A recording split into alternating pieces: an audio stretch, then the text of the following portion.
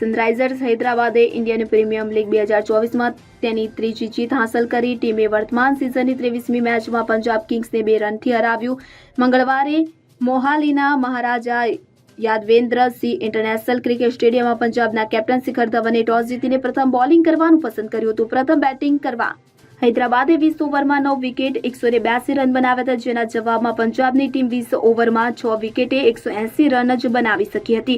SRHના નીતિશ કુમાર રેડ્ડીએ 37 બોલમાં 64 રનની ઇનિંગ રમી હતી. તેણે IPLમાં પોતાની પ્રથમ 50 ફટકારી હતી તો અબ્દુલ સમદે 25 રન બનાવ્યા હતા. પંજાબ તરફથી અર્શદીપસિંહે 4 વિકેટ લીધી હતી તો હર્ષલ પટેલને 2 વિકેટ મળી હતી. તો પંજાબ કિંગ્સ માટે શશાંક સિંહ અન્નમ 46 અને આશુતોષ શર્માએ અન્નમ 33 રન બનાવ્યા હતા. સેમકરને 29 રન અને સિકંદર રઝાએ 28 રનનું યોગદાન આપ્યું હતું. SRH તરફથી ભુવનેશ્વર કુમારને 2 વિકેટ મળી હતી. Bureau report CN24 news. હવે જુઓ દેશ દુનિયાની તમામ ખબરો તમારી આંગળીના ટેરવે.